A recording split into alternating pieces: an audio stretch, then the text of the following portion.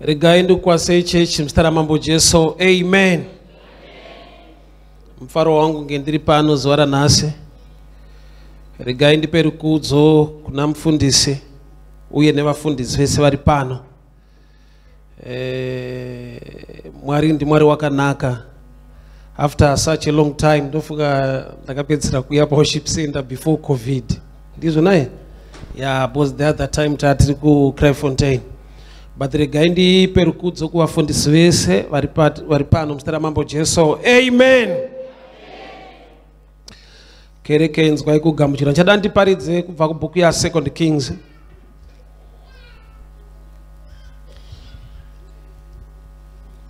Madzimambo echipiri 2 Kings chapter 1.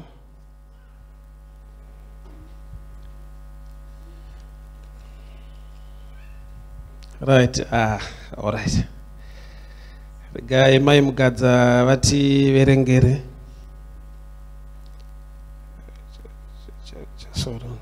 What? 1 Kings chapter 1. 1 Kings chapter 1. Madzimambo ekutanga kubva pa chapter ya 1.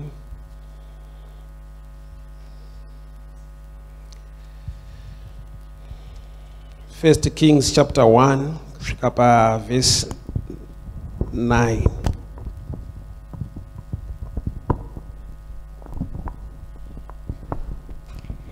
Tichaverenga Madzimambo ekutanga chapter number 1 kubva pa verse ya 1.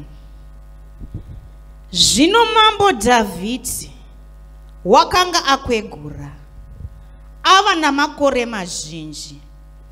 Vakamufukidza namachira, asi haana kudzirwa.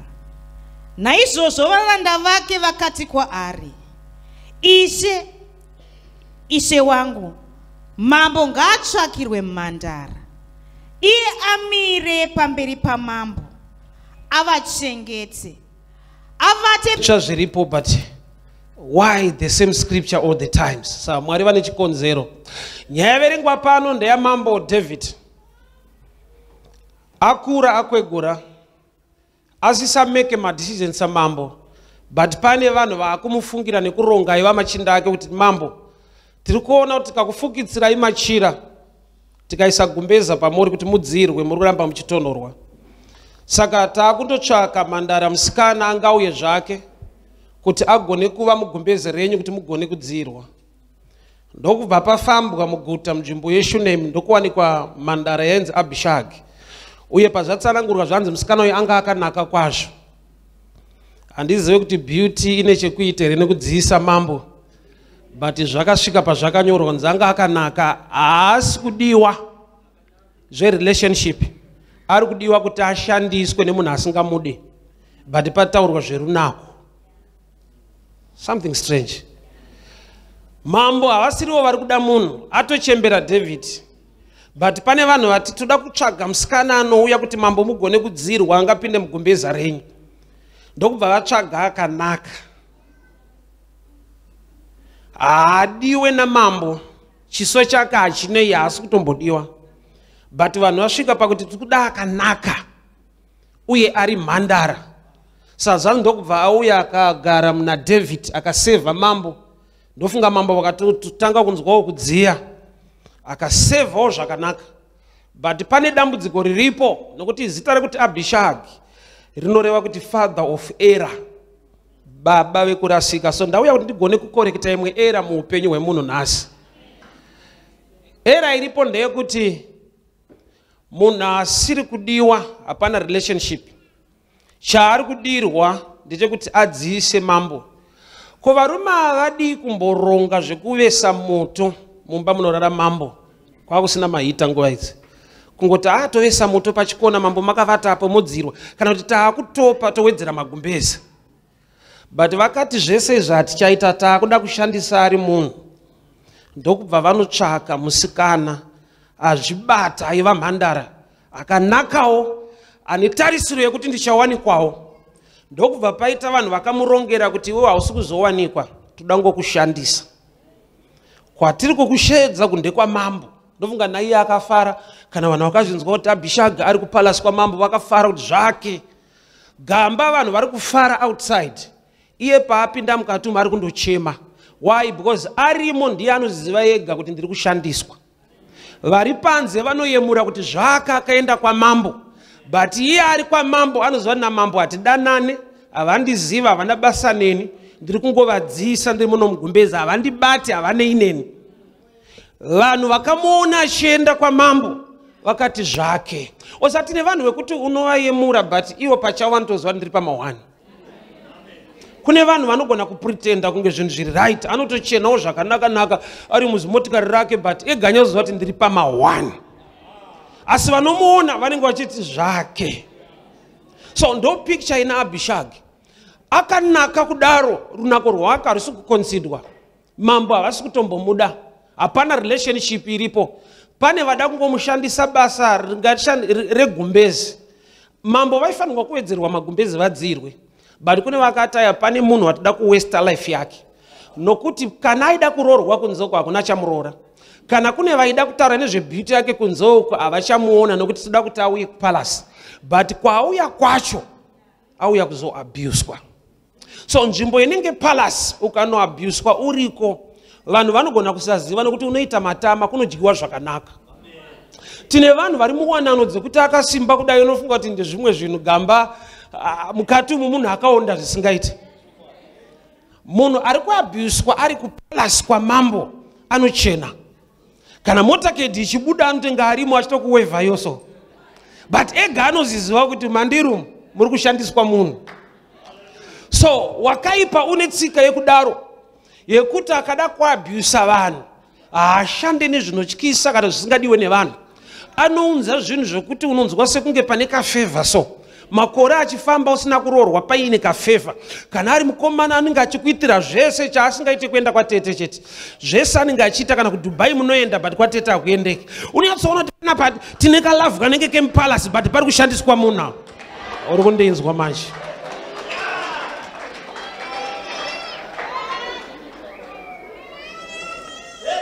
Nyangwe nemabasa, kune mabasa akadaro ekuti unenge une status chiremerera. But wegozoti mara hapana. Asi uchinzi chef, boss, bari unoti kumushandisi kuvaka. Pane kuabuswa nekupiwa mabenefits ekuti vanokuona zvavo vanenge vachiti zvavo vari mupalace. But wega unotoziva kuti life yandinorarama era hakuna chef wakadai. Vasina pekugara. Uchingoti chef. Wega unyatsozinzwa kuti hakuna boss wakadai. Vasina uchavanganongedzere chehupenyu hwavo. Vanhu vachitokusaluta vachikutya. Wega uri mumba mako uchizoziva kuti but ushefu wacho unenge wokungoita nashefu hapana zviri papa. Abishagi vanhu vamutsvaga havamude. Asi vatoita choice yekumusarudza kuti uya kuno. Mambo wacho waari kutsvagirwa haamude. Yaari kutsvagirwa yacho ndeyekuti mudhara kumusesekedza apa pedyo nekufa achembera. Makore afamba. Uyo ake mashoma. But ari kunzi chiuyawo weste makore ako pane munhu asare nemakore mashoma ekuti afe. Kureva kuti ari kuuya kuzogara nemunhu waasiri kuroorwa naye, waasiri kudanana naye. Vanomuda vari panze kureva kuti ari kuvanzwa, ari kubviswa mune potential yekuroorwa, achinovigwa maasingadiwe kuti afire imomo. Kune mweya inoti kana yafunga kukurwisa. Yesterday I was ministering ku street. Moses paakaberekwa muEgypt akaendeswa mupalace kwa Faro. Zvichiita sekunge pane favor hombe iripo. Gamba vana vese vaiberekwa ukomana vaiurawa. But Moses paendeswa mupalace haana kuurayiwa physically. Vaida kuuraya time yekuti agone kurealiza kuti ndakaunzirwa panyika naMwari. Why? Nokuti Moses ari supposed kuburitsa hama munhamo, but iye ndiye akatanga aburitswa kuitira kuti vagone kuburitsa imwe pfungwa maari yekuti hama dzangu dzinotambura, ndakaberekerwa kudzikinura hama dzangu, kureva kuti aida kufaitwa mentally. Vamwe vaurayiwa zvekudamburwa musoro, but iye aida kukanganiswa mumusoro. Akachengetwa kwa Faro Saka Bible richiti kuna Hebrews 24. You've heard by faith. Hebrews 11:24. When you grew up by faith, not by age, by faith, and faith comes by hearing. Kuti paakakura mukuziva ndo paakati ndinobva. He refused. Chaari kunzi akaramba rugare, kuramba kugara kupalasi. Chaakaramba kuramba kudya zvakanaka. Munhu anoramba zvakaipa. Hakuna anoramba zvakanaka. But Moses nokuti wakura pakunzvera, akasvika pakuramba zvakanaka, zvaanoziva kuti hazvina kundinakira. Hama dzangu kuramba zvakanaka kwakaoma. Nokuti izvozvi tikariparidza kuti murambe asida kukuroora achikuitira zvakanaka, so unonzwa kuti taakukurwisa.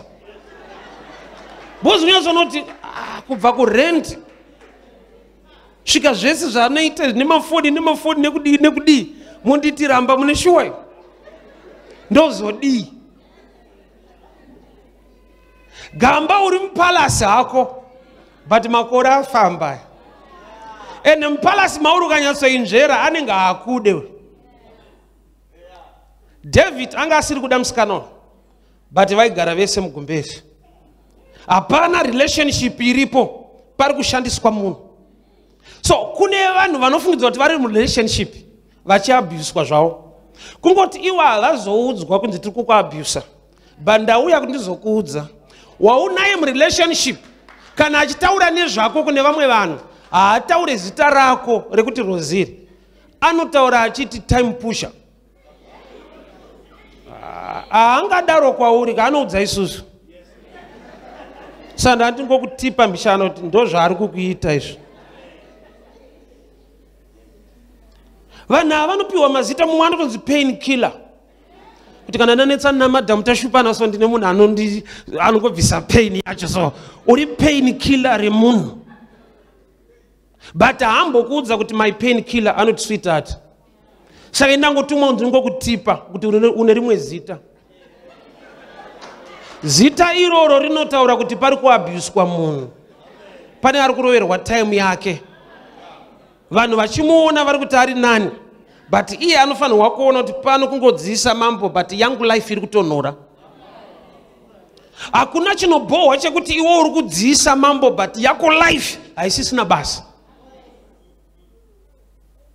Pane kuti vanhu ari kuita basa regumbezi. Gumbezi ndo rinofanira kudziisa munhu, kwete mumwe munhu. But vakaramba kutsvaka magumbezi ekuisa pamusoro, ekutsvaga mamwe ekuwedzera. Vakati tine mwana umwe munhu watoda kushandisa panapa. Ende vanhu ava vana kutsvaga muzukuru wavo, aiwa vakanotsvaga mutorwa. Why? Nokuti naivo vanotoziva kuti izvi hazvina kunaka izvi. Nokuti dai zvanga zvakanaka kuti wako mwana apinde mupalasi, unotsvaga wako. But vese vanoabhusa havashande nevana vavo, vanoshandisa vana vamwe vanhu. Munhu akavaka bhawa night club, iye muridzi wenight club haaite pungwe, anovakira vamwe ana baba kuti vasiye dzimba dzavo vanorarira ikoko. Kana kukanzi kubhawa kune vasikana variko kubhawa, haambofa akati mwana wake musikana, mwanangu ndaane bhawa, enda unofaisa bhawa rangu. Haadi kutomboona mwana wake kubhawa rake, but anoda kuona vana vevamwe vanhu. Ufunge ndokuoma moyo kwakaita munhu. Kana achironga profit yeupenyu hwake, anofunga vana vako nemurume wako ndiye anovakirwa night club kunzi anorarira ikoko. Kudziisa homwe mumwe munhu yako ichitonhora. Abhishagi wasarudzwa nevanhu kwete namambo. Iye ndo chaaifanirwa kuziva kuti ndiDhavhidhi akutuma here kuti mangouya mega. Nokuti kana une ukama namambo zvasiyana nemunhu angouya mupalasi nje. Nokuti kune vakauya vatori vakadzi vevanhu ana Bethsheba, vakatobereka umwe mambo anonzi Solomon. Iwo wouya uri mhandara, ongonzi hapana iripo. Muenvironment yekuti vakauya vari mvana vakabereka madzimambo, iwo wouya uri mhandara, onzi asa hapana zvakaitika. What a waste. Vari west vaita zviri nani. Iwe you are the best, nothing is coming out. life inoembarasa vanhu zvekudaro zvekuti akafunda anogona kurarama upenyu unotadza kusvika pane munhu asina kufunda ari kuita zviri nani, zvekuti unoshaya kuti saka medicine ndiri kuipotsa papi, nokuti environment yandauya iyi kana mhandara ichinzi yakangobuda yakadaro, but mukadzi weumwe munhu Bathsheba akauya akabereka Solomon, saka inini semhandara ndaipotsa papi. Abishaga adiwe asi mupalasi anopinda, kuti wakaipa anotsvaka nzira dzinokukwezva dzinonakidza so kuti uende musystem inokuabhusa. Chakaipa chinotapira chinovava maresults ezvakaipa. Chakaipa ukada kuchiita chinenge chichitapira chinovava maresults acho. So musikana auya mupalasi zvayemurwa nevanhu vakawanda kuti zvake mwanasikana. Ndofunga vamwe ana mai nana baba vakasara kupuputira vana vavo kuti muchigeza muchionekwawo mumwaendawo. Gamba kwaendwa kwacho hakunaita research kuti ari kudiwa here, ari kunodiko kwaaendawo, but vanhu vese panza vaingoti zvake aendawo.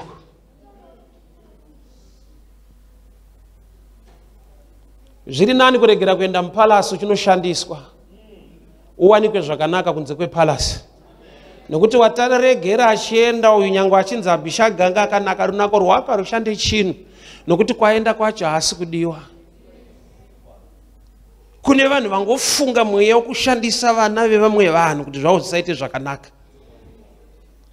Musikana ane future, ane potential yokuita zvinhu, but kune vanhu vamubvisa musociety ari fanirwa kuva successful, ndokubva muti chiuya mupalasi wobva wava a failure uri mupalasi. Kune madhimoni anoteera vanhu kusvika palevel yokuti vanhu vanotenderwa kupromotwa, but mupromotion imomo mushaya chinobuda. Kune dhimoni risinganetsa aiwa rinotokurega uchipinda muwanano, but muwanano imomo zvoto. Bhaibheri rangu rinoti Jacob arora vakadzi vake vaviri. Mwari vakazviona kuti Jacob haasi kuda Leah, yet Leah atororwa naJacob, but Mwari ndokubva vaona kuti nyangwe arorwa but haasi kudiwa. Ndopa vakakonzera Leah kutanga kubereka Rachel asiri kubereka. Nechikonzero chekuti Mwari vakatoona kuti kurorwa arorwa but kudiwa haasi. So kurorwa imwe subject, kuzodiwa imwe subject. Zvinoti Mwari vasakubatsira unoita dambudziko rako rekusadiwa wakarorwa. Pamwe usikundinzwa. Zvinoita ufunge kurorwa, but Mwari ndo vakatoona kuti uyu haasi kudiwa. Asi achitosunga Zambia aitonzi mai Jacob, iye naJacob hawirirani. Mwari ndo vakaona kuti Leah haasi kudiwa but akarorwa. Kuna mamwe challenges are so internal yekuti Mwari vakasakuona kuti vakununure kunze vanenge vachikuyemura but mukati uchichema. Dai taiziva misodzi inochema madzimai ane varume, unyatsoona kuti kune vari pavarume but vanoita seshirikadzi. Jesu wakabvunza mukadzi weSamaria akamuti chienda unodana murume wako, zvikanzi handina, zvikanzi wataura chokwadi kuti hauna, nokuti ari kumba uyu haasi wako. Kureva kuti pakatova nechiprofita chakakura kuti munhu anenge aine murume, but kana Mwari vakubvunza zvevarume chaizvo, munhu anogona kutoda namatira kuti Ishe ndiri kudawo murume, iye ari pamurume.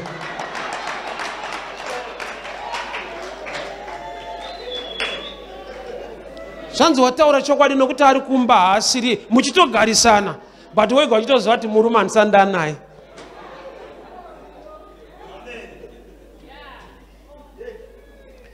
Era yemusikana uyo iri kubva pakuti haasi David ati ndinokuda. David haasiri afunga zvinhu izvi. Iye atochembera, haachatombonzwi kana kudziya, akumekerwa madecisions nevanhu vaanogara navo. So kune vanhu vangofunga kuti musikana uyu ngauye kupalasi. Chikonzero sei wakauya kuchechi ndopada kuti titangire nhasi. Nokuti tine vanhu vakauya nekuda kwezvikonzero zvakasiyana siyana, but the main reason munhu anofanirwa kuinga kuchechi ndeye relationship. Yekuti uzodziisa mambo iyi inonetsa. Relationship, dai musikana uyu aidanana naDavid, tainzwa momwe ma results are different. But David wacho, the king knew her not. Mambo havana kutombomziva kana kumubata, ndofuka kana nezita chairo. Kungoziva kuti mune munhu ndiri kudzirwa. She was serving wholeheartedly, but in the name ye abuse. Ibasa raifanirwa kuitwa negumbezi nemachira, but riri kuitiswa munhu ari mwana wevamwe vanhu ane tarisiro kuita zvimwe zvinhu muupenyu, but kune mweya yakamurwisa nenzira yakati rongekei, kurwiswa zvekuti unotamburira mupalasi, kurwiswa zvekuti vanhu vanogona kusaona kuti uri patight, nokuti vakakutarisa unenge wakapfekawo zvakanaka uchiyemurika kwazvo, but mweya china itoziva kuti takahwina munhu wedu. Kune ataki yakarongeka to a level yekuti newo unopedzera wakusapota chiri kukuataka. Unizozwa kuti ndaimbotara nemwe muchinda so ndikati mukuru yamuri kuita iite iyo inoitwa kunzanzi small house kunzi kudii, ndobva atanga kurizena neni zvikanzi bandozosvika kuti ndikamusiya manje anozoita sei. Ose kune munhu anenge akutange ndimesaya, unonzwa kunamata kuti anotambudzika zvizoita musho, moyo wangu unobatikana. Chivi chikasvika palevel yekuti unotange waamwari kumunhu, right. Mwari une nzira dzekubatsira vanhu vake, kwete kuti manje ndikamusiya manje moyo wangu unobatikana, kumusha kwawo kundiyari kutosapota vanhu. Unonzwa kunamata somuchivi, kunzwa kunamata, kuita tsitsi dzekuti unonzwa kuti aizve ndikamusiya hazviite. Kunyazonzwa kuti mweya waMwari unenge wakanganisirwa. Iye Mwari wacho achitisiya uchirizena naMwari kuti Ishe ndikamusiya munhu zvinhu hazvizofamba zvakanaka. Church ndinzwe, attack painouya seyaAbhishagi aiuye uchirwiswa unodiwa, but unofanira kuziva kuti ari kundida ndiani ende ndichidirwei. Nokuti musikana uyu haasi kudiwa naKing David. David haasi tomboziva kuti kwauya munhu akaenda unotsvagwa nevanhuwo zvavo. Auya mupalasi haana kuinga relationship basa. So secret yekunamata inotangira parelationship. Usatangire pakuda kutsvaga zvimwe zvinhu usina kutsvaga ukama naiye muridzi wezvinhu. Chaainga uyu haana kuinga mambo, angoinga mazuva ekuti vapedyo kufa rega vangodzirwa, gamba namambo wacho havasi kuzivana. Ndine mubvunzo manje, iye David ari kutsvagirwa musikana wekuti amudziise, anga asina vakadzi here? David aiva nevakadzi vakawanda, but inda vakadzi vese havadi kudziisa murume wavo. Iwo musikana ndiwono zvigona here? Amene musikana wandiri kubvunza ine. Iye mukadzi wake chaiche ari kutadza kunyatsomupa joy, iwo ndiwono ikwanisa. Uri kuona sekunga unotonzwa achitobvunza muri kutambiswa, muri kubikirwa here, muri kubatwa musha, iwo ndiwo uda kunyatsodziisa mambo. Rega ndipasiye papa. Urinyatsoona kuti murume ari kutambiswa beta inini ndindozvigona. David ane madzimai, kwete mudzimai, madzimai vadi kuita majuti ekudziisa mudharo. Kogoita kamusikana kanoti zvatadzwa nemadzimai ndozvigona pana mambo. Kana mweya wokushandiswa wabata, anonzwa kuti zvaari kuitirwa nemukadzi wake zvishoma ndoda kudarika ipapo. Haanzwe kuti murume womunhu, anonzwa kuti aiwa wakadzi wacho pane paari kutadza. David haana mukadzi, ane vakadzi vaigona kuita majuti yekuti dhedhi vaakutonhorwa rega itidziise dhedhi, but vakadzi vese vonzi endai uku toda kutsvaga mumwe musikana. Ende musikana wacho wotoregera kubvunza kuti ko zvatadzwa here naana Bhetishebha vese madzimai ese ari muno ana Abhigeri wazvitadza here? Anonzwa kuti aiwa ndinopinda hangu mugumbezi. Kune vanhu vakuprefer kupinda mugumbezi than kupinda muwanano. Pamwe uri kuinzwa shona iyoyi. Kune vakugona kutambira mugumbeze chete. As long papalasi breakfast ichirohwa, hembe tichitengerwa, kana ndikanzi ndakurorwa, totambira hedu yemugumbeze iyoyo. Uchizobuda nei mugumbezo hapana? Ana Betsheba vabereka mamwe madzimambo ana Solomon, ukaverenga pamberi uchanzwa kuti musikana uyu haana chaakawana mupalasu. Chasara kudzingwa chete nokuti Solomon kana apa nyanga anosapota kwa mai vake.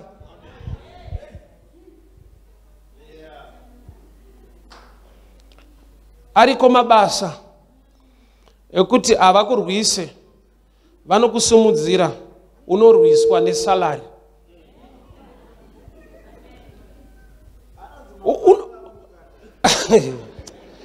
Unosumudzirwa zvekuti vanhu kumusha uko vanokuvenga kuti but ndishefu kusouth ikoku. Gamba ndishefu ari kudziisa vamwe. Kambani iri kudzirwa nekuda kwake. Vakatomisa position yene kuti ane zvaanogona but havana moyo naye, vane moyo nezvaanogona zvingabenefite company. Kurati uri ukushandiswa as a tool yekudziisa masystems ehomwe dzevanhu. Ndati ndiri kuzviparidza kuti area yoyo Mwari wakuwanire nyasha inoda kukanselwa. Haungave munhu ari so professional anogona zvinhu yet you are being used.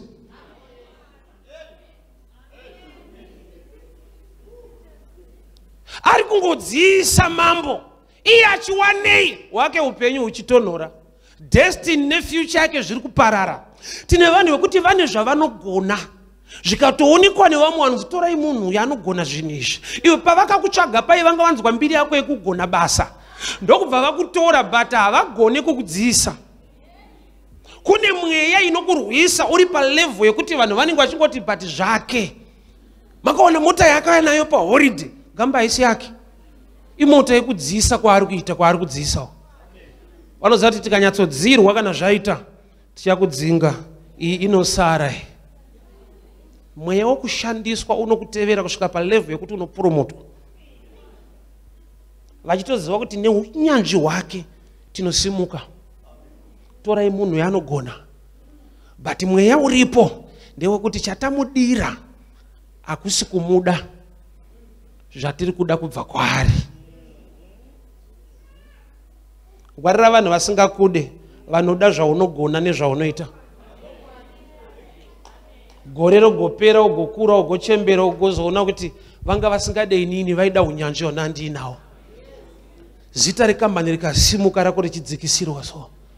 Iri mweya unogona kutadza kuona why. Nokuti kana muri mukudziisana namambo kupalasi, zveumambo mambo unozviwana but ziva kuti hausi mambo.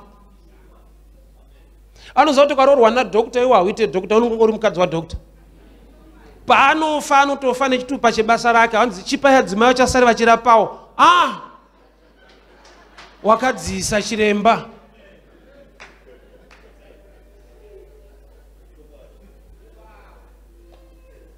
Kune mweya wokudziisa homwe dzevanhu, yako homwe yakaboka isina chinhu. Unoshanda zvekuti naivo vanonzwa kuti aiwa munhu anoshanda uyu. Havaronge zvingabenefite iwewe. Vanotsvaga zviri temporal zvekuti ukangonetsa nawo vanosara vaine mari dzavo, iwe woenda wakadaro. Asi vanenge vachikuona vachinzwa kuti Abhisha agari mupalasu, vanenge vachiti asi zvake musikana uyu ane lake akomana. Ndo makambani ataishuwirawo kupinda, ndokwari ane lake. But ari mukati anongoita zvinongoitwawo imomo zvokungodziisana dziisana. Wake hupenyu anenge achishima misodzi. Dai Mwari atibatsira era yakorektwa iyoyo. But ndinofara kuti Mwari wedu haakangano uye ndiMwari akatendeka. Musikana uyu haana kuzvisarudza kuti apinde mupalasi. Kune vanhu vakamubunyikidza vakamusarudza. But nekuda kwokuti kudenga kuna Mwari une nyasha. Yakasvika nguva muNew Testament church. Bible rinoti kudii? Josefa wemba yakwaDavid aidana nemhandara yainzi Maria. Mhandara Maria ndokubva yasarudzwa nedenga kuti itakure pamiri paJesu rinova ruponeso. kureva kuti mumba yaDhavhidhi makambouya mhandara yakashandiswa inonzi Abishagi naKing David, but mwanakomana waDhavhidhi manje Jesu kuti aberekwe kwakatsvagwa one from the lineage of David. Sei Mwari vaakubata futi imba yaDhavhidhi uye wobata mhandara?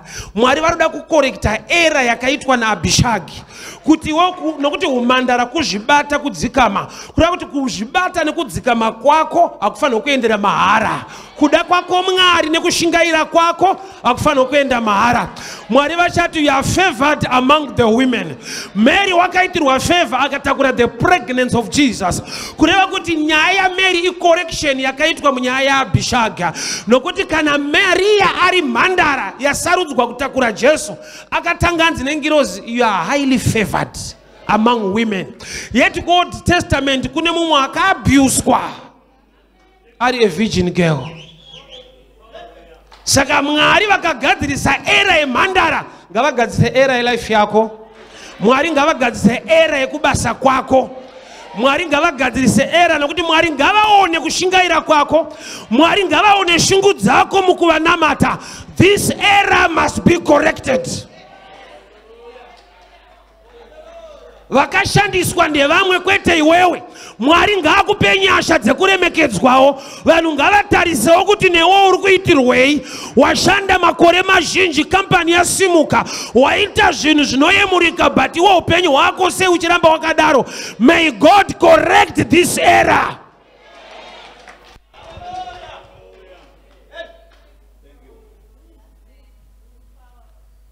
Genesis 11. Uchaona kuti pane mukomana wainzi Kenani. Genesis 9.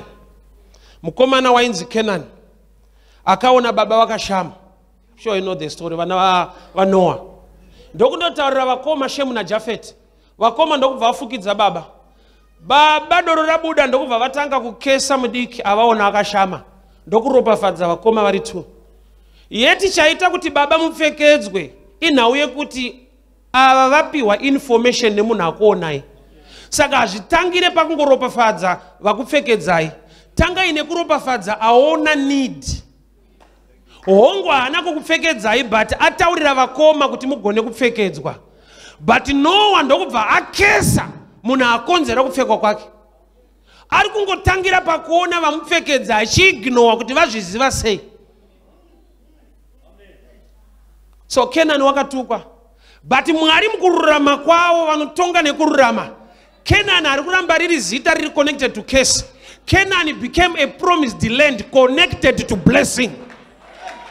Tina Mwari unokorekta maera akaitwa kumashure. Kana una sekuru vakamboshandiswa, tete vakamboshandiswa, iwe Mwari ngaakuwanire nyasha. Mwari ngaakuwanire favor. Mweya wako abuswa wokushandiswa uregere kubata pauri. Hausi Kenani anotukwa, uri a fertile and a promised land. Tina Mwari unotonga nekururama. Anoona kushingaira. Anoona moyo wako towards the kingdom of God. Hauna kuuya mpalasi kuti mambo wangodzirwa, but wauya kuna Mwari anogona kuchinja upenyu wako. Tina Mwari hama dzangu, tina Mwari wakatendeka. Anoti akaona era yaitirwa Abishagi, akanganwa anotarisa kuna imwe mhandara yauya muimba yakwaDhavhidhi. Oti kana David asina kuziva mukadzi wake, but panewe denga richakuziva. That's why Joseph akanzi mukadzi wako denga ndora muziva kuti ave nepamwiri. Kureva kuti zvauchatadza kuitirwa nevanhu Mwari ngavakuitire pachawo. Abishagi ari mhandara mambo havana kumuziva, but Maria ari mhandara Mwari vakamuziva. Zvanzi the Holy Ghost will come upon you. Kureva kuti vanhu vakasakuziva Mwari ngaakuzive. Vanhu vakasakusimudzira Mwari ngaakupe nyasha. Vanhu vakasakusimudzira simudzirwa naMwari. Maera akaitika kudzinza, maera akaitika kudzinza rekwako, ndauya kuzoakorekta nezita raJesu. Nokuti kana mhandara yakusina kuzikanwa naDhavhidhi yakauya ikava mugumbeze ikaparara zvakadaro, Mwari wauya futi kumba yaDhavhidhi ndokubva aona kuna imwe mhandara zvikanzi wakaropafadzwa pane vakadzi. Usina kuziva murume, ini Mwari ndichakuziva. Uchatakura pamiri pasina ine vanhu but pane chekuita naMwari. Kureva kuti kune mhandara yakarangarira anorangarirwa nokuti Mwari wedu unokorekta maera emhandara. Era yekumusha kwako toda kuikorekta. Era yekudzinza kwaunobva ngaikorektwe naMwari nokuti wakasarudza kunamata Mwari anoziva zviniko kumashure but anoti paupenyu hwako hazvingaitike. Nyasha ngadzikutevere. Ropafadzwa zvaunobata. Komborerwa naJehovha. Hautenderwe kushandiswa. Roorwa mwanasikana. Hautenderwe kuabuswa. Simudzirwa pabasa. Mari zhinji ngaibatike.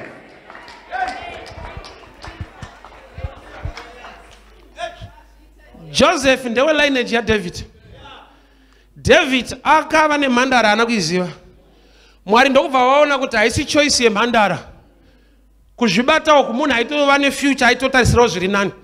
But kune vanhu vamurongera kuti vamukanganise. Saka zvese zvakarongwa navanhu zvekukanganisa Mwari vanozvikorekta. Mwari ngavakorekte masystems iwayo. Kana kune masystems ekuti munongoshanda pasina imba inovakwa, tanga ngaivakike newe. Mwari ngaashande newe. Kana kune madzizekuru akafa achingoshandiswa vasina chavakaita muupenyu, the error must be corrected. The error must be corrected. Ngazvikorektwe pauri. Ngazvitangirewo pauri. Tina Mwari asingakangana. Saka uchiona Jesu wacho anobvanzi mwanakomana waDhavhidhi. Kurati ndiri kugadzirisa nyaya yaDhavhidhi yekuignora mhandara. Jesu anonzi son of David. Nokuti David wakapiwa mhandara akaignora. But Mwari pavakaona mhandara havana kuignora. Mary akanzi the Holy Ghost will come upon you. Mweya waMwari ngauye pamusoro pebasa rako. Mweya waMwari ngauye pamusoro pemuchato wako. Mumarriage imomo chigamuchirawo kudiwa. Regera kungoshandiswa. Iva amai vanoremekedzwa diwa. Mwari ngaakuwanire favor. Kana Maria akarangarirwa nedenga, zvikanzi usina kuziva munhu asi uchava nemwana. Kana vanhu vakati havakuzive, una Mwari anokuziva. Vanhu vakati hatina basa newe, kuna Mwari ane basa newe. The error must be corrected. Haungape company information yakadaro nelogy iyoyo. Ungopiwa a title without anything to show forth. Kunzi boss ngakuteerwe nezvinobatika nezvinooneka. Rega kungopiwa promotion inongokudziisa. Iyo kusalutwa nevanhu usina musha hakunakidze mani. Boy kana nekungosalutwa nekungobigwa pasina chekunongedzera chaitwawo muupenyu hwako. Anozati vana vako havadye hairstyle, havadye hembe dzakanaka, havadye ndege dzaunoenda kuDubai. Muri yako haigare matiketi endege. Hapana paucharatidza muri yako kuti kambani yandiendesa uku, taenda kuholiday uku, taenda kuholiday uku. Vana vasina pekugara. Uri kudziisa mambo. Vakuda kutaurwa navo kunzi vakuru, zvemaholiday madi kundipa iri mandavaka. Ndemwe murume wandaifamba naye so. Aiti akangoita any trip hada kuenda kunze kwenyika, but mfana wangu ndipe passport. Mfana wangu ndipe passport. Ndakazogara pasi ndakati mukuru, tafamba nguva refu ndichikuperekedzai muchiita zvinhu zvenyu. This time mbondisiya ndambosara ndichitawo zvangu. Why? Because ukatarisa tiri kukura, muri haigare mutiketi rendege. Kuti mwana wangu ndakaenda kuEthiopia, ndikaenda kuDubai, ndikaenda kwakati, chigara waridzai matiketi murara. Iwe Moses akaramba nokutanga akura pakuziva by faith. He refused. Chairamba chi rugare rusina basa. Because atonitengera iPhone latest ndokuenda kwatetereko. Dia iPhone imbomira ngatidzike pamondoro apo. Enda yekumondoro haida dai iPhone. Wega nyumwa kuti pari kushandiswa munhu apo. Chaizvo zvoupenyu haadi. Asi kuti ngodzirwa so. Muri mugumbezemo, muri mupalace. Mwari ngavakorekte era. Upenyu hwo unobohwa. Wokunzi vanhu vachikubiga so but wegonyazo zoti hapana zviri kuitika muupenyu hwangu. Life haise tiri dispensation yekuti maselfie uchitorwa uri pakati. Kana ukatorwa picture pamoyo yakanaka, una moyo wewe. Zvimwe zvinhu hazvina basa. Kungodziisa mambo.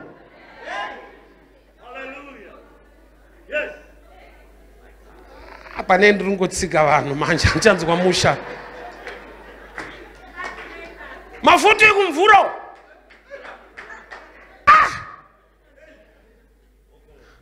kumvura, kumvura, kumo. Makore ari kufamba. David akangofa bedzi. Muri kudzoka kumba. Ziva kuti Abishagi kumba kuchadzokerwa nokuti hakuna unodana naye mpalasi. Hakuna anombokuda. Saka pane katime kekudzoka. So kana pane katime kekudzoka, chimbori reflecta upenyu hwako kuti sandiri kuitei. Hakudzoka nemoho, unodzoka nefoto. Munenge mava pamhondo uri muchiudzana kuti kona apa moho pamoho patatira. Indokuwadza munhu. Waterfront. Muri pa front pekamba kako kada kudona. So waterfront.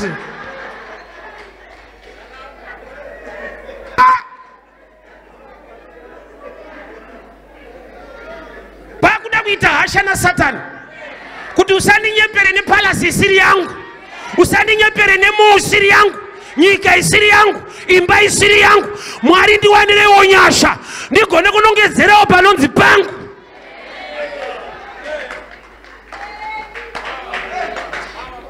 Ini pane kumba kwa Tairoja sokuwadzana. Sandotaura chiMalawi, ndakurira pamind. Samudhara weipapo, anditi taitara naye chiMalawi. Ndiwe mwana wapano, ndiwe mwana wapano, uri turi mwana wepano. Sachaindinetsa nyangwe achinditi uri mwana wapano. Mwedzi ukapera. Aida mari kumwana wapano. Ndopana anoti handisi mwana wapano. Mudhara rundivharo. Adati nditore makore ndiri pano chidzirwa zvangu. Mwana wapano anobvisa rent. Veipapo vafanira kubvisa. Ukaona uchibvisa ari kunyepa. Mashoko ekuti iye udzise homwe yake. Unzoti apa handibve hapana mudhara wedu chaiye, hasi mudhara wako. Mwana wapano anobvisa rent. Kune zvinhu zvinodziya upenyu huchiwestwa. Kune zvinonakidza upenyu huchiwestwa. Nguva ichifamba wakaipa unototaimira nemasystems iwayo. Faro paakatsvaka ana nyamukuta kuti vauraye vana vakomana, anga akarongeka, haana kutsvaga mabhinya. Because pakauya mabhinya nemabhemba, vakadzi vane nhumbu vanotiza. But mukadzi vane nhumbu akaona nyamukuta anoti gogo maswera, unowirirana nemhondi yako. Faro akatsvaka ana nyamukuta vanouraya vanakomana. Nyamukuta zvinongoreva munhu anobatsira kuti unyatsopona. But iwo professionally vaiva ana nyamukuta mamidwife. Spiritually they were assigned to kill. Saka vasingazive zvemweya vaiswera vachitotengerana nyamukuta madrinks. Iye achitoziva ndochiurayira ichi uchivanwisa. Mweya chini akarongeka kusvika ipapo. Anotsvaga zvinhu zvaunofarira zvawakagamuchira kuti zvinyatsokudestroya. Imagine nyamukuta akaudzwa kunzi akurayire mwana. Anenge akatopfeka uniform yeunesi. Achitonyemwerera uchitomuti go go go go. Handapa dhuze gogo aitozani tokauraya manje. Haana kuti mondi uyaitamirai vakadza. Dai vakadzi vane nhumbu vakaona urume ane mabhemba vaitiza tichaurayirwa vana. But kwakatsvagwa vanhu vavanotenda. Attack ya devil yasvika pakudaro. He pretends to be like an angel of light. Pese pari kurongwa program na Satani, panorongwa tunhu tunoapetiza, tunonakidza so. Nokuti gore nguva inofamba, makore anofamba, utozoona kuti hapana iripo. It's time to correct the error. Muromo wa Abraham ndomuda. Vachitopinda kuEgypt, Genesis 12, vachipinda kuEgypt. Akati kune mukadzi wake Sarah, a beautiful woman. Sarah, remember na Abraham wangu akachembera. But Abraham akaona beauty. So he's a beautiful woman. Vachingopinda muEgypt. Zvikamhanyiswa kwa mambo kunzi kune munhu akanaka apinda muno. Egypt yaitova nevasikana. But Abraham na Sarah pavakapinda muEgypt, mambo chaiye ndiye akatora mukadzi waAbraham munyika ine vasikana, kukatorwa vamwe gogo. Vaita mbiri yerunako. Zvoreva kuti runako ruri pana Sarah harisi runako ruri pachiso. The prophet of God Abraham akataura beauty isipo ikamanifesta kumeso evanhu. Kureva kuti iwewe you are a prophet of your own life. Learn to speak positive words upon your life. Taura wega kuti kushandiswa handichada, kuabuswa handichada. Baba ndakudawo zvinobatika muupenyu hwangu. Ndaneta kudziisa mambo, ndaneta kudziisa makampani evamwe, ndaneta kudziisa marelationship evanhu. Ndakudawo murume anonzi wangu. unonyaradza wemunhu ndewako ere. Achitokudza so kuti maiguru wako anzwisise, iwe wakatanga kunzwisisa rini? Unopiwa zvichemo zveimwe imba iyo.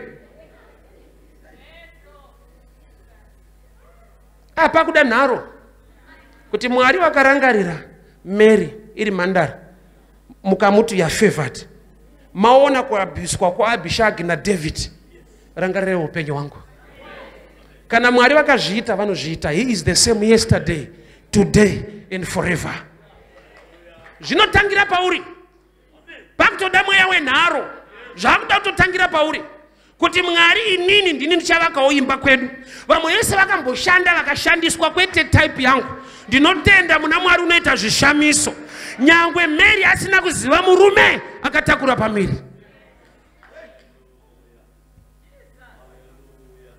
Nokuti unoziva Mwari unoita zvishamiso, ngazvitange kuonekwa paupenyu hwako. Zvanyanya. Ipattern, isystem iri kumhuri. Vakashanda uko hapana chakabuda, vakashanda uko hapana chakabuda, vakashanda uko hapana chakabuda. Iwe unoziva Mwari iwe. There must be a difference. Takuda mutsauko wemunhu anoziva Mwari nemunhu asingazive Mwari. Maria warangarirwa pamadzimai ese. Ndokubva atakura pamiri paKristu. Kandi unoziva Joseph akafunga kumboramba Maria asina kunzwisisa nyaya. Denga rikaburuka rikaudza Joseph kuti regera kuramba mukadzi wako. Mwari ngaadefende zvinhu zvako. Zvauri kuita naMwari, Mwari ngaave defender wezvinhu zvako. Wanirwa favor iwe kuita nhumbu isiri yemunhu waunodedana naye zvinorambisa. But Joseph akaramba aina Maria nokuti akapiwa kunzwisisa naMwari. Mwari ngaaunzwe kunzwisisa pabasa pako. Uregere kuabuswa, unyatsosimudzirwa newe upenyu hwako hudziye. Zvingani zvaunonongedzera tisi takaita izvi, tisi takaita apo, tisi takaita apo. Zvevamwe kwakunongedzera kuti asi ndakazoitawo apo pangu. Wapedza kunongedzera zvevazhinji zvawaita, gonawo kutendeuka unongedzere kuti asi apa ndopandaitawo zvangu apa. Mwari atiwanire nyasha. Mwari atirangarire nyangwe nemunyika yevatorwa. Hama dzangu munoziva kuti Goshen yaiva nzvimbo yekuti Mwari aitira vanhu favor, but Goshen was still part of Egypt. Tine zvatinogona kuda, but ngatizivei kuti kuGoshen hakusi kuKenani. In temporary blessing, but permanent blessing iKenani. Saka Mwari pana Exodus vachitendera kuti Farao aome moyo. Why? Nokuti mukasaomerwa moyo munoramba muchibeliever mu Goshen system. Yet Goshen is still part of Egypt. Pakudiwa panonzi pako kudarika munana wemu Goshen. Anozati kuroja pakanaka kunoita kuti udzirwe. Landlord wacho hanetse tinongesa mari pa account asati atombomuona. Unosvika pakudada so nedambudziko rako. Kuroja dambudziko but pane pazvinodadisa. Landlord wacho kana kutaura hatauri. Ufunge pane zvinhu zvokuti zvinofanira kutobohwa kuti zviunze change. Pane zvinofanira ngokuprovoka so kuti zviunze change. Iyo mugombezi mauri kudziisa mambo pane anofanira kumbokuudza kuti iwe munodanana nemudhara. Uri kuitei mugombezi buda umu. But vanhu vaingomuti madam. Ndimuna waDavid madam. Varara seiko mambo.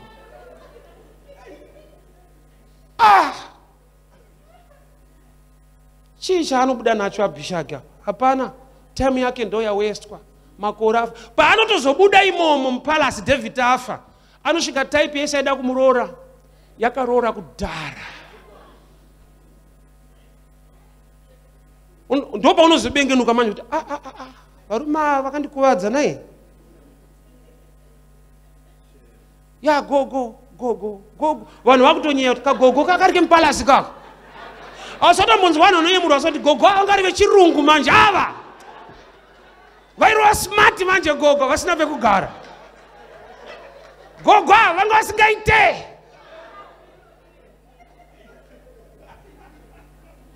Tinawana gogo wedu wechirungu.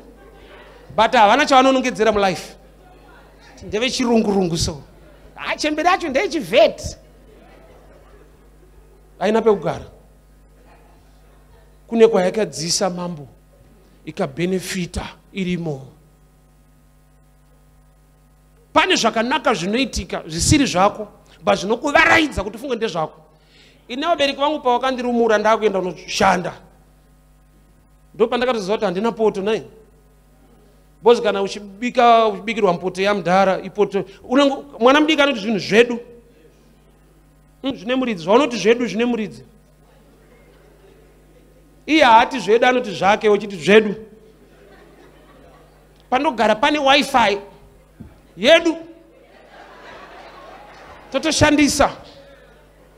Ine munhu anototi yake iwe uchiti yedu. Chinzwa kunyumwa paunoti zvedu zvedu imbonyumwa sokuti ndezvedu nani.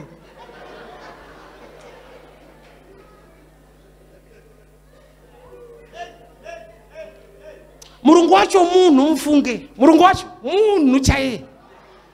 Kana problem kada makore achifamba unozoona wapa bed bridge wakudzokera kuti anga ari right ake but ma1.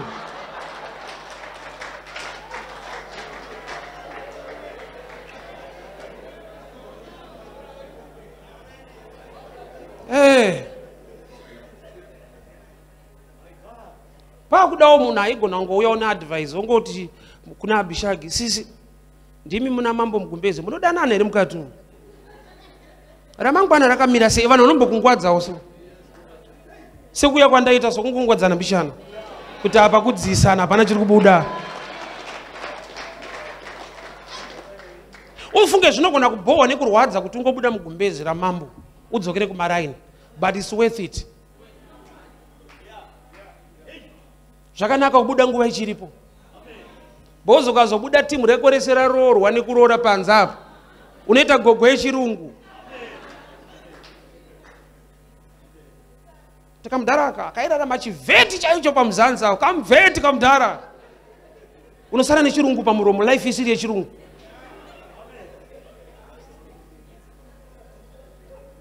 Pamuromo panosara chirungu life yesa isi yechirungu kana. Yanguva yekuita hasha kuti Mwari vhurai meso angu. Ende ufunge kana shoko ratauya kwauri Mwari vane chikonzero. Why? Nokuti kana vakazviita mulife yaMary kuti hakuna mhandara ichauya kwaDavid kuzongoshandiswa, iwewo kana wauya kuna Mwari hauna kuya kuzoshandiswa. Wakauya kuna Mwari anobvisa kushandiswa nekunyadziswa. Ndokumbira tisumuke ndinamata. Mary wakauya kuna David, kuna Joseph ndewemba yaDavid. So Mwari vakatarisa kuti David ane mhandara yaakaabuse akasabata akasaziva, but nokuti munhu wauya kuna Josefa wemba yaDavid iye Mwari waIsraeri ndokubva arangarira Maria. Manheru ekurangarirwa. Manheru ekurangarirwa. Haiwa ushandiswe kusvika rini kunai. Takuda nyasha. Iwe Murungu wacho ngaamboita brene yekukubvunza kuti unogara pai, unogara kupi. Ngaafungewo mhuri yako kwete iwe, ngaafunge kwaunobva. Mwari ngaatipe type yevanhu vakadaro. Vasingakuitire tunhu tunodziya but vafunge future. Ini kana ndadya zvinonaka kovana.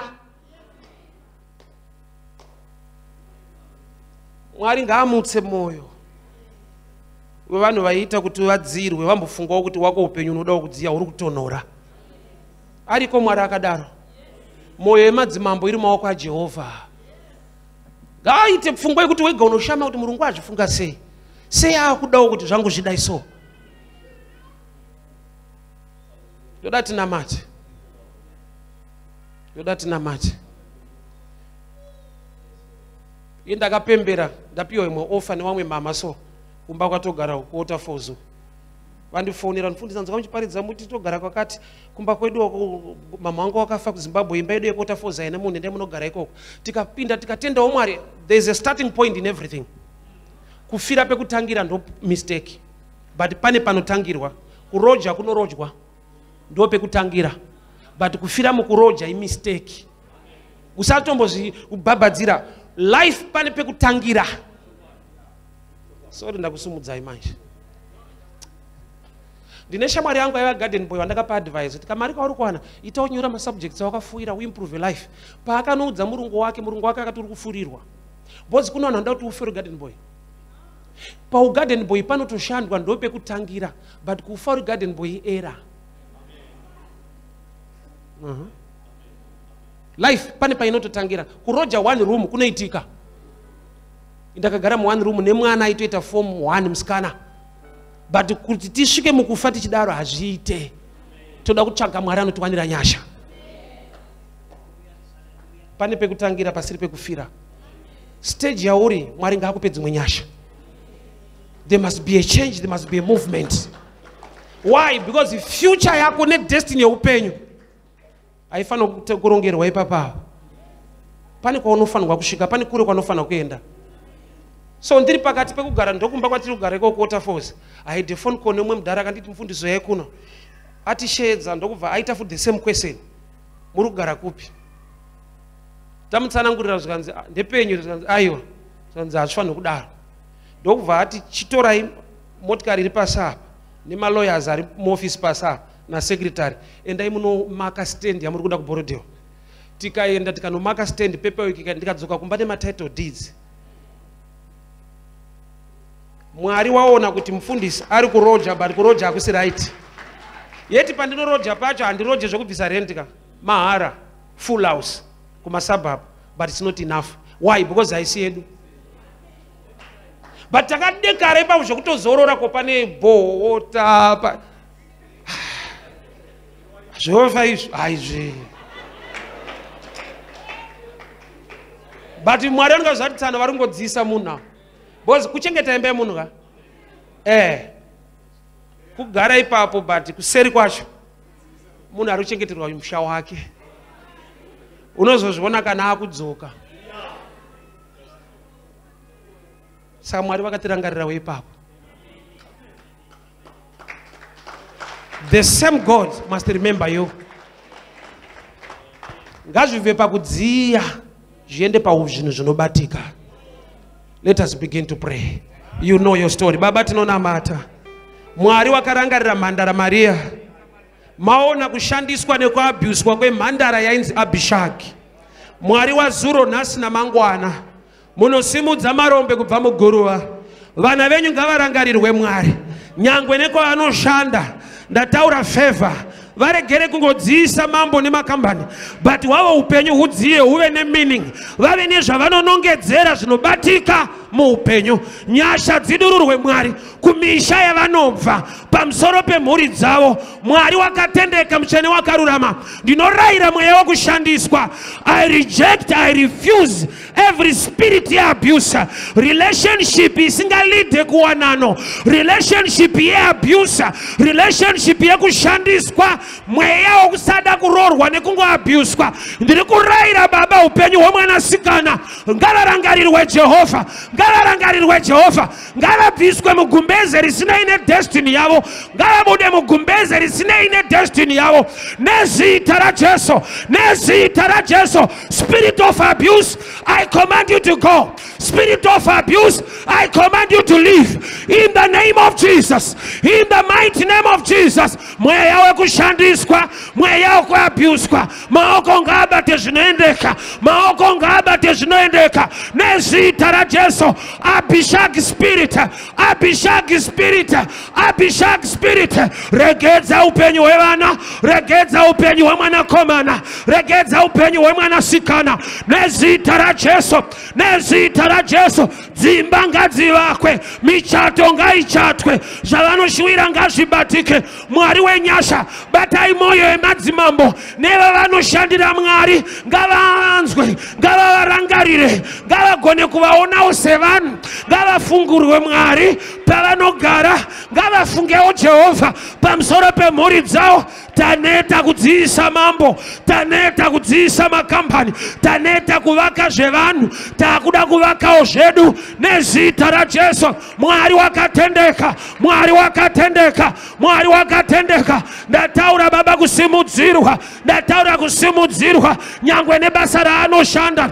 Elevation Baba, elevation Mwari, kusimudzirwa kwevana venyu, mweya wekushandiswa, mweya wekuabuswa ngaushayiwe simba. Mwari wenyasha, Mwari werugare, I decree and I declare your grace and your favor in the mighty name of Jesus.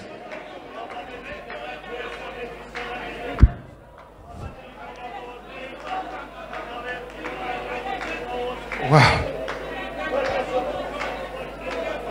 Wow. Thank you, Father. Thank you, Jesus.